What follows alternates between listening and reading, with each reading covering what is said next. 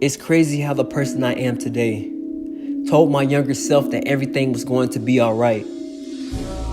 How I comforted myself in order to expand that comfort outwards towards my family in the midst of trial and tribulation. Our circumstances demanded our living conditions to conform under an itinerant lifestyle, where we ended up living with my late grandmother. May God rest her soul. I lived a childhood where I couldn't tell my playground friends why they couldn't come to my house to fellowship.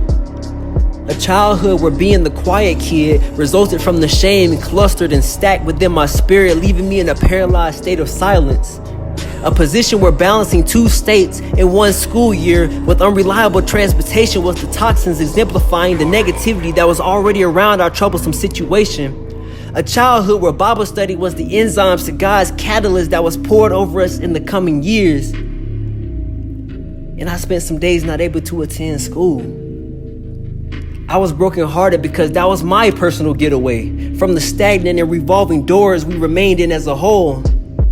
Mama was out of work, striving to solidify our spiritual growth while searching for monetary gain. While Dad was at work, trying to make ends meet with the focal point of his monetary strain. Most times, those ends ended up in disappointment. But we steady dropped to our knees praying for something far more desirable: everlasting strength. We prayed over our circumstances, even when we thought we were abandoned in this life. Mama and sister discouraged beyond comprehension. Dad taught me to be the man of the house, using my potential to comfort them despite our living conditions. I remember my future self speaking to my younger self that I should take to heart the role of being the man of the house while my dad's away at work. And I did.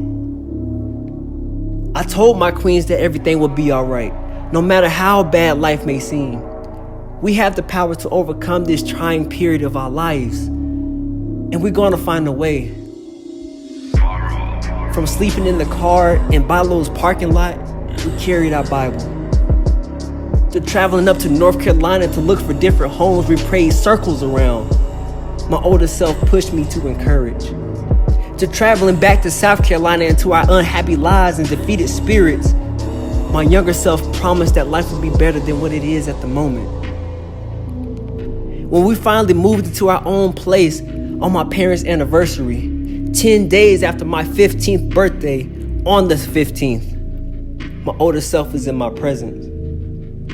And as 2019 has hit our lives and coming upon this historic period of my family's lives, I just want to say thank you to my younger self for pushing himself to stand on a road that most kids would never do. You have a calling over your life, youngin', and look where you are now.